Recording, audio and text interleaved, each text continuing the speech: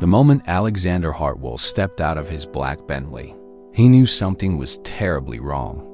The pristine gravel of Pembridge Manor crunched beneath his Italian leather shoes as he surveyed the scene before him. Dozens of teddy bears scattered across the courtyard, colorful dresses hanging like ghosts from his car's open trunk, and a small girl with tangled auburn hair clutching a worn stuffed rabbit. "Daddy!" she cried, launching herself into his arms with the desperation of someone who had been waiting her entire life for this moment. Alexander's blood ran cold. He had never seen this child before in his life. Before diving in, let me know where you are tuning in from today. I'd love to know how far this story travels. Now let's get back to the story. The staff of Hartwell Industries' corporate retreat facility stood in perfect formation, their faces a mixture of confusion and horror. Mrs. Pemberton, the head housekeeper, stepped forward with trembling hands. "Mr. Hartwell, sir, there's been a terrible misunderstanding. The charity event coordinator sent the wrong child. This is Sophie Chun, age 5, from St. Margaret's Orphanage. She was supposed to attend the children's gala next weekend, but somehow—" "Daddy, you came back." Sophie's voice was muffled against Alexander's shoulder, her small arms wrapped around his neck with surprising strength. "They said you might not, but I knew you would. I saved all my drawings for you." Alexander felt something crack inside his chest, a wall he had built 34 years ago when his own father abandoned him and his mother. He had spent decades perfecting the art of emotional distance, building a business empire worth $12 billion while keeping his heart locked away like his most valuable assets. But this child, this mistake, was looking at him with eyes that held such desperate hope, such unwavering faith, that he found himself unable to speak the words that would shatter her world. "Sophie," he said quietly, his voice rougher than usual, "there's been a mistake. I know I've been bad," she interrupted, pulling back to look at him with those enormous brown eyes. "That's why you left me at the orphanage. But I learned to tie my shoes. And I don't wet the bed anymore, and Sister Mary Catherine says I'm getting much better at sharing. Please don't leave me again." The silence that followed was deafening. Alexander could feel the weight of every staff member's gaze, the judgment, the expectation. He was a man who made billion-dollar decisions without blinking, who had never backed down from a hostile takeover or a media scandal. But faced with one small girl's desperate love, he was completely lost. "Sir?" Mrs. Pemberton's voice was barely a whisper. "Should I call the orphanage?" Alexander looked down at Sophie, who was studying his face with the intensity of someone trying to memorize every detail. Her clothes were too small, her sneakers had holes, and she smelled faintly of institutional soap and unfulfilled dreams. In her free hand, she clutched a crumpled piece of paper, a crayon drawing of two stick figures holding hands under a rainbow. "No," he heard himself say, "not yet." The guest wing of Pembridge Manor had never housed a 5-year-old. Alexander watched from the doorway as Sophie explored her temporary room with the wonder of someone discovering a new planet. She touched everything gently: the silk curtains, the hand-carved furniture, the mountain of teddy bears that his staff had somehow produced in the span of 2 hours. "Is this really mine?" she asked, holding up a pristine white dress with pearl buttons. "For now," Alexander replied, the words tasting like ash in his mouth. He had made the decision to keep up the charade for one night, maybe 2, while he figured out the least traumatic way to return her to St. Margaret's. But watching her joy felt like swallowing glass. "I've never had a dress this pretty," Sophie said, holding it against herself and spinning. "Can I wear it to dinner? Will you tell me stories about when I was a baby? I don't remember very much before the orphanage." Each innocent question was a knife twist. Alexander found himself making up lies with the fluency of someone who had spent years crafting corporate narratives. He told her about a beautiful mother who had loved her very much but had to go to heaven when Sophie was very small. He told her about business trips that had kept him away, about lawyers and complications and grown-up things she wouldn't understand. Sophie absorbed every word like gospel truth, her eyes never leaving his face. "I knew you were sad," she said seriously. "That's why you stayed away so long. But it's okay now. We can be happy together." That night, Alexander stood in his study, staring out at the moonlit gardens while nursing a glass of 20-year-old scotch. He had built his life on control, on the ability to acquire whatever he wanted and discard whatever he didn't need. But Sophie had disrupted that order with the devastating simplicity of unconditional love. His phone buzzed with a text from his assistant. "Orphanage called. They're looking for Sophie Chun. What should I tell them?" Alexander's finger hovered over the keyboard for long minutes before he typed back. "Handle it. Buy me some time." He told himself it was temporary kindness. A few days to let her feel wanted before reality crashed back in. But deep down, in a place he hadn't accessed in decades, he knew he was lying to himself as much as he was lying to her. 3 weeks passed like a dream Alexander had never dared to have. Sophie transformed Pembridge Manor from a sterile corporate facility into something that actually felt like a home.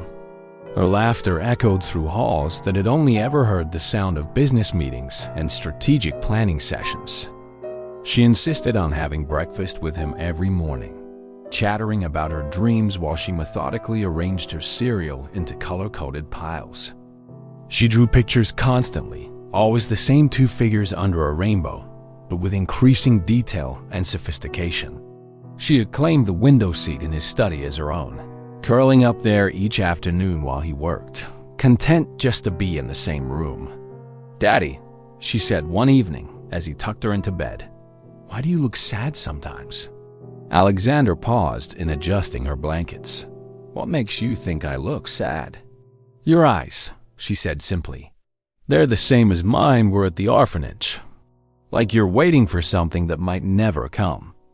The observation was so astute, so painfully accurate, that Alexander felt his carefully maintained composure crack. "Maybe I was," he admitted. "Maybe I was waiting for you." Sophie's smile could have powered the entire manor. "I waited for you too. Every single day." That night, Alexander made a decision that would have seemed impossible a month earlier. He called his lawyer. "I want to adopt her," he said without preamble. "Alexander, you can't just decide to. I have $12 billion and the best legal team on 3 continents. Make it happen."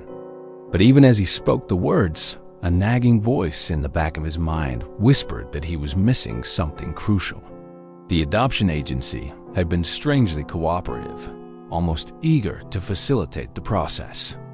There were documents that didn't quite add up, timestamps that seemed off, and a growing sense that the mistake that had brought Sophie into his life might not have been a mistake at all.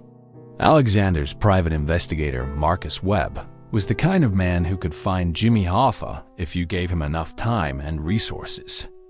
When Alexander hired him to look into Sophie's background ostensibly to smooth the adoption process, he expected a straightforward report about a tragic orphan with no living relatives. What he got instead was a manila folder that would change everything. "You're not going to like this," Marcus said, sliding the file across Alexander's mahogany desk. "The girl's not an orphan. She has a living mother." Alexander's hand froze halfway to the folder. "That's impossible." The orphanage said. The orphanage was paid $2 million 6 months ago to keep quiet about Sophie's real identity. The payment came from a shell company, but I traced it back to its source. Marcus's expression was grim. "Your stepmother, Patricia Hartwell." The world seemed to tilt on its axis. Alexander opened the folder with trembling fingers, scanning medical records, birth certificates, and a series of photographs that made his blood run cold. Sophie Chun wasn't Sophie Chun at all. She was Sophie Hartwell, the daughter of his half-brother James, who had died in a car accident 8 months ago. Patricia had legal custody after James died, Marcus continued. But instead of raising her, She paid the orphanage to take her and keep her identity secret. She's been collecting Sophie's inheritance, about $50 million, while letting everyone believe the child died in the accident with her father. Alexander's hands clenched into fists. Patricia had always been cruel, but this level of calculated evil was beyond anything he had imagined.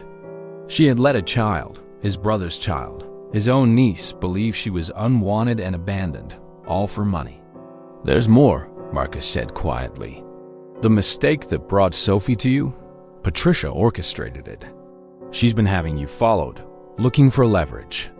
When she learned about your charity work with orphanages, she saw an opportunity. She wanted Sophie to bond with you, then planned to use that emotional connection to manipulate you into signing over part of your inheritance rights."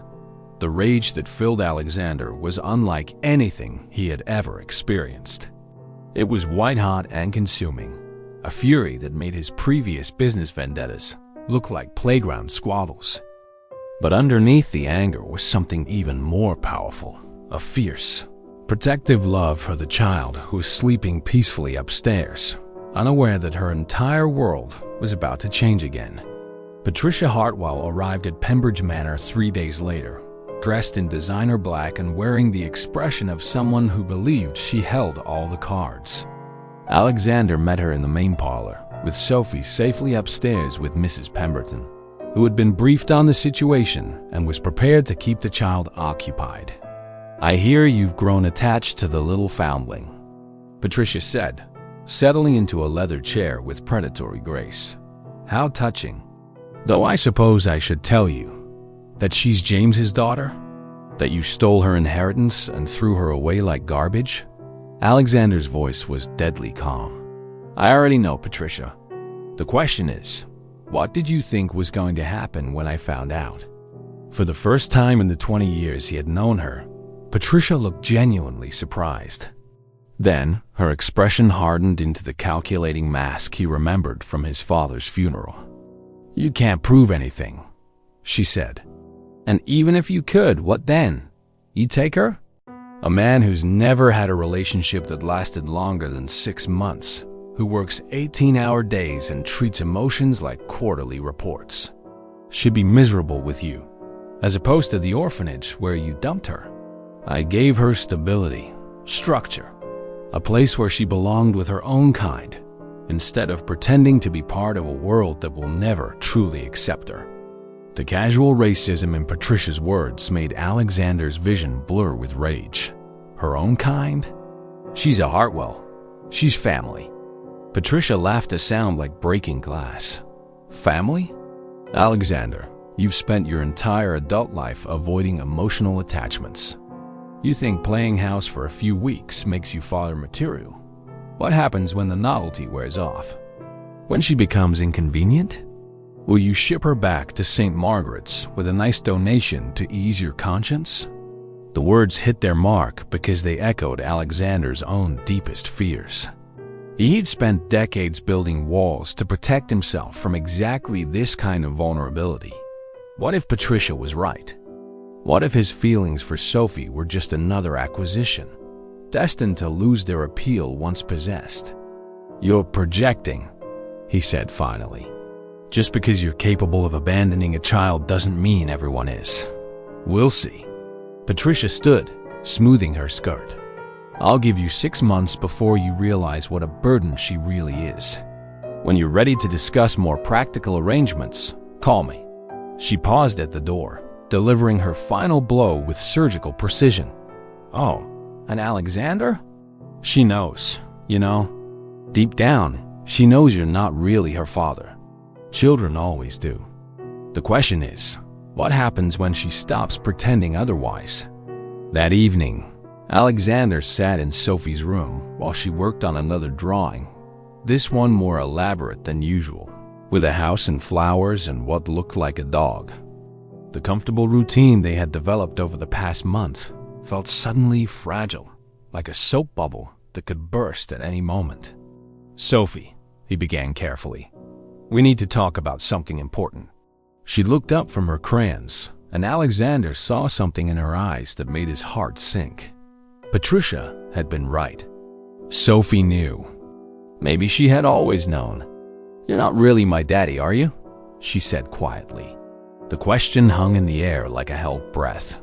Alexander had prepared speeches, gentle explanations, ways to break the news that wouldn't destroy her. But faced with her direct honesty, all his careful words crumbled. "No," he said simply, "I'm not." Sophie nodded, as if confirming something she had long suspected. "I kind of figured. You don't look like me, and you seemed surprised when I called you daddy that first day. But I pretended because—" She trailed off, biting her lip. "Because why, sweetheart?" "Because you were the first person who didn't send me away right away. Even when I could tell you weren't sure about me, you let me stay. You let me pretend we were family." Her voice was small and matter-of-fact, but Alexander could hear the pain underneath. "Are you going to send me back now?" Alexander knelt beside her chair, taking her small hands in his much larger ones. "Sophie, you are family. You're my brother's daughter, which makes you my niece. Your real name is Sophie Hartwell, and you belong here not because of a mistake or pretending, but because this is your home." He told her everything then, in words a 5-year-old could understand. About James, the uncle she couldn't remember. About the accident and Patricia's betrayal. About the money and the lies and the cruel game that had been played with her life. Sophie listened with the grave attention of someone much older, asking occasional questions that showed she understood far more than most adults would give her credit for. "So Patricia didn't want me because I reminded her too much of Uncle James?" she asked. "Patricia didn't want you because she's selfish and cruel. It has nothing to do with who you are." But Alexander's relief was short-lived. 3 days after his conversation with Sophie, Dr. Sarah Mitchell from Children's Hospital called with news that would shatter his newfound peace. "Mr. Hartwell, I need you to bring Sophie in immediately. Her blood work from the adoption physical has raised some serious concerns." Alexander's grip tightened on the phone. "What kind of concerns?" "I'd rather discuss this in person, but there are some inconsistencies that need immediate investigation. Can you be here within the hour?" The drive to the hospital felt like an eternity. Sophie chattered happily in her car seat, oblivious to the dread building in Alexander's chest. He had finally found his family, finally allowed himself to love unconditionally, and now some medical crisis threatened to tear it all away. Dr. Mitchell met them in her office, her expression carefully neutral. "Sophie, would you like to play with the toys in the corner while I talk to your daddy?" As Sophie settled herself with a puzzle, Dr. Mitchell turned to Alexander with eyes full of professional concern.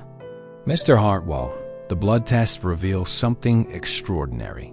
Sophie's DNA shows markers for a rare genetic condition called Hutchinson-Gilford progeria syndrome.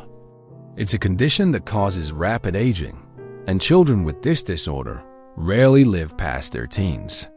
Alexander felt the world tilt beneath him. That's impossible. She's healthy. She's normal. That's what makes this so unusual. Sophie shows no physical symptoms of progeria, which should be evident by now if she truly had the condition, but her genetic markers are unmistakable. Dr. Mitchell pulled up charts on her computer. There's something else. These markers? They're not naturally occurring. They've been artificially introduced. What are you saying? Someone has been giving Sophie experimental gene therapy for at least 2 years based on the cellular evidence. This isn't medical treatment, Mr. Hartwell. This is human experimentation. Alexander's hands shook as he processed the implications. The orphanage. Someone at St. Margaret's has been using the children for medical experiments. It's worse than that, Dr. Mitchell said quietly. I've contacted colleagues at other facilities. This isn't isolated to one orphanage. We're looking at a network spanning multiple states, possibly multiple countries. Someone has been selecting orphan children with specific genetic profiles and using them as test subjects. But why Sophie specifically? Dr. Mitchell hesitated. Mr. Hartwell, Your family has a documented history of exceptional longevity. Your grandfather lived to 103. Your great-grandmother to 107. If someone was developing life extension therapy, your bloodline would be incredibly valuable for testing. The pieces clicked into place with horrifying clarity. Patricia's eagerness to get rid of Sophie wasn't just about inheritance money. She had been selling access to Hartwell DNA using a 5-year-old child as a laboratory rat. "We need to run more tests," Dr. Mitchell continued. "The good news is that whatever they were doing to her seems to have been terminated when she left the orphanage. The bad news is we don't know what long-term effects these experiments might have." Alexander gathered Sophie into his arms, his protective instincts blazing. "What do you need from me?" "Everything. Medical records, contact information for anyone who had access to Sophie at the orphanage, and most importantly, we need to find out who else might be involved. If Patricia was working with medical researchers, there could be other children still in danger." Marcus Webb's second investigation revealed a conspiracy that stretched far beyond what Alexander had imagined. The shell company that had paid St. Margaret's was connected to a network of biotech firms, all funded by a shadowy organization called the Methuselah Project. "They're not just experimenting on orphans," Marcus reported during an emergency meeting at Pembridge Manor. "They're targeting specific genetic lineages. Families known for longevity, disease resistance, exceptional intelligence. Sophie wasn't chosen randomly. She was specifically selected because she's a Hartwell." Alexander paced his study while Sophie napped upstairs, her small body finally free from the unknown chemicals that had been coursing through her veins. How many others? At least 24 children that we can identify, possibly hundreds more. The project has been running for over a decade, funded by tech billionaires obsessed with defeating aging. They've been using orphanages as recruitment centers, targeting kids who won't be missed. And Patricia? She's been feeding them information about your family's genetic history for years. Every medical record, every DNA sample from routine checkups. When James died and Sophie became available, she saw an opportunity to provide them with a live test subject from your bloodline. The rage that filled Alexander was unlike anything he had experienced. This wasn't just about money or custody. It was about children being treated like lab rats, their lives sacrificed for the vanity of wealthy individuals who believed they could buy immortality. "What's our next move?" Alexander asked. Marcus smiled grimly. "We're going to destroy them. All of them. But first, we need to make sure Sophie is completely safe. Dr. Mitchell wants to keep her under observation for the next few weeks, just to be certain the experimental treatments haven't caused any lasting damage." Sophie's recovery was remarkable, but as the weeks passed, Alexander began to notice changes that filled him with both wonder and concern. Her drawings became incredibly sophisticated, showing artistic ability far beyond her years. Her vocabulary expanded exponentially, and she began asking questions about complex scientific concepts. "Daddy," she said one evening as he read her a bedtime story, "why do people want to live forever? Don't they know that dying is what makes living special?" The question, so profound from someone so young, made Alexander pause. "What makes you think about things like that, sweetheart?" "I remember some things from before," she said quietly. "Not a lot, but some. The doctors who visited the orphanage. They always talked about time, about making more time. But they never seemed happy, even though they were trying to live longer." Alexander set down the book. "Do you remember anything else?" Sophie was quiet for a long moment then. "I remember a lady who looked like you. She had the same eyes. She came to visit me once, before you found me. She was crying, and she told me she was sorry, but she couldn't take me home. She said powerful people wouldn't let her." Alexander's blood ran cold. "Sophie, can you describe this lady?" "Pretty, but sad. She had long dark hair, and she smelled like flowers. She gave me this before she left." Sophie reached under her pillow and pulled out a small locket that Alexander had never seen before. Inside was a photograph of a woman he recognized immediately. It was Elena Vasquez, James's girlfriend, who had supposedly died in the car accident with him. The woman who was supposed to be Sophie's mother. The revelation that Elena might still be alive sent Marcus's investigation in an entirely new direction. Within 48 hours, he had uncovered the truth that would change everything Alexander thought he knew about his family's tragedy. Elena Vasquez didn't die in the accident, Marcus reported. She was thrown from the car and suffered severe injuries, but she survived. The Methuselah Project found her in the hospital, barely alive, and made her a deal. They would pay for her experimental medical treatment that could heal injuries that should have been fatal, but in exchange, she would have to disappear. They told her that Sophie had died in the accident. So she's been alive all this time, thinking her daughter is dead, while Sophie has been alive thinking both her parents are dead. Elena has been living under a new identity, working as a researcher for one of the Methuselah Project's subsidiary companies. She's been unknowingly helping to develop the same experimental therapies that were being tested on her own daughter. Alexander felt sick. The cruelty of the situation was breathtaking. A mother and daughter, both alive, both believing the other was dead, while shadowy figures manipulated their lives for profit. Where is she now? Geneva. She's been working at a research facility there for the past 2 years.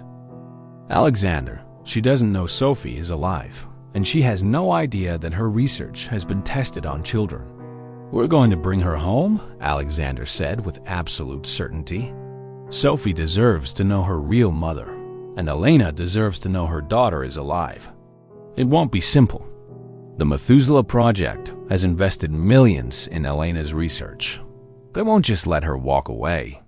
Let me worry about that, Alexander replied, his voice carrying the steel that had made him one of the most feared negotiators in the business world. I have resources they can't imagine, and a motivation they can't comprehend.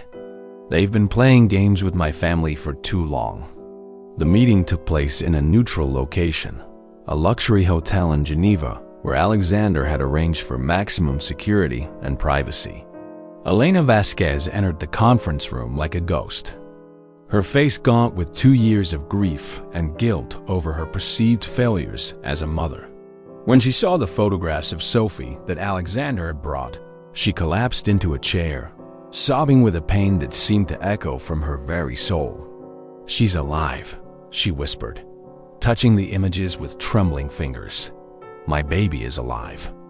She's more than alive, Alexander said gently. She's brilliant and brave and beautiful, and she's been asking questions about her mother every day since she learned the truth about her identity. Elena looked up at him with eyes that held a spark of the fierce intelligence that had attracted his brother. Who are you? How did you find her? Alexander explained everything, the mistaken identity, the growing bond, the discovery of Sophie's true parentage, and finally, the horrifying revelation about the medical experiments.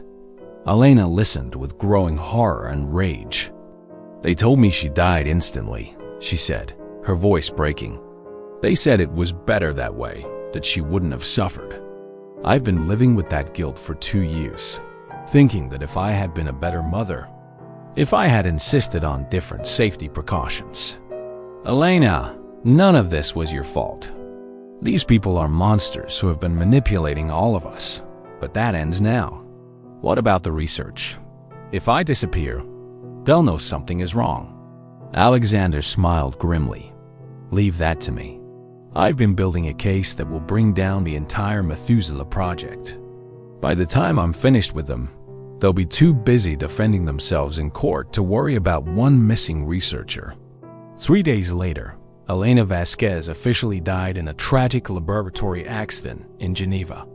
The same day, Dr. Elena Martinez arrived in London with a new identity, a new passport, and a heart full of desperate hope. Sophie was playing in the garden when Elena first saw her, chasing Biscuit around the fountain while Alexander watched from a nearby bench. For a moment, Elena couldn't breathe. Her daughter was exactly as she remembered, but bigger, more confident, radiating the kind of happiness that only comes from being truly loved. "Mommy?" Sophie's voice was barely a whisper when she first saw Elena, but her face lit up with a joy that could have powered cities. The reunion was everything Alexander had hoped for and more. Sophie threw herself into Elena's arms with the complete trust of a child who had never stopped believing in love, while Elena held her daughter as if she could somehow absorb 2 years of separation through sheer force of will. "I never stopped loving you," Elena whispered into Sophie's hair. "Not for a single second." "I know," Sophie replied with the simple wisdom of childhood. "Love doesn't stop, even when people go away." As Alexander watched mother and daughter reconnect, he felt a complex mixture of joy and loss. He had gained a family, but now that family was complete without him. Elena was Sophie's real parent, the one who had carried her, birthed her, loved her first and longest. But Sophie, with her uncanny ability to read emotions, looked over Elena's shoulder directly at Alexander. "Daddy, come here," she said firmly. "We're all family now."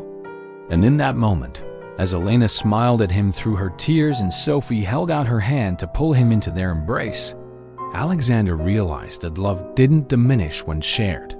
It multiplied. 1 year later, Alexander stood in the same courtyard where his life had first been turned upside down.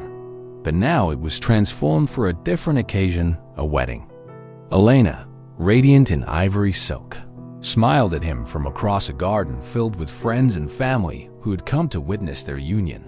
Sophie, now 6 and thriving, served as both flower girl and ring bearer, taking her duties with the utmost seriousness. She had blossomed in the years since her mother's return, her brilliant mind finally free to develop naturally without the interference of experimental chemicals. The Methuselah Project had been completely dismantled. Patricia was serving a 20-year sentence for child endangerment and conspiracy. Dr. Mitchell had established a foundation to help other children who had been victims of the medical experiments, funded by a substantial donation from Hartwell Industries. "Do you take this woman to be your lawfully wedded wife?" the minister asked. "I do," Alexander replied, his eyes never leaving Elena's face. He had found love twice in his life, first with a daughter who had chosen him as her father, and then with the woman who had taught that daughter to love so fearlessly. "And do you take this man to be your lawfully wedded husband?" "I do," Elena said, her voice strong and clear. "You may kiss the bride." As Alexander and Elena sealed their union with a kiss, Sophie cheered loudly from the front row, clapping her hands with uninhibited joy. Biscuit barked in harmony, apparently approving of the proceedings. Later, as the reception wound down and Sophie finally fell asleep in Elena's arms, Alexander reflected on the strange journey that had brought them all together. A conspiracy meant to exploit had instead created the deepest bonds of love. A lie had led to truth. A mistake had become the foundation of everything that mattered. "No regrets?" Elena asked softly, settling Sophie into her bed. "Only one," Alexander replied. "I regret that it took so long to find you both." Elena smiled, taking his hand as they stood in the doorway of their daughter's room. "Maybe we found each other exactly when we were supposed to. Maybe Sophie needed to teach you how to be a father before I could learn to trust anyone with my heart again." "Maybe," Alexander agreed. "Or maybe we're just lucky that some mistakes are exactly what we need." In her sleep, Sophie smiled, as if she could hear their conversation and approved of the sentiment. Tomorrow would bring new challenges, new adventures, new opportunities to love and be loved in return. But tonight, in a manner that had become a true home, a family that had been forged in the crucible of loss and conspiracy and hope slept peacefully, knowing that they had found something more valuable than immortality. They had found each other. What did you think of the story? Share your thoughts in the comment below. I'd love to hear your stories.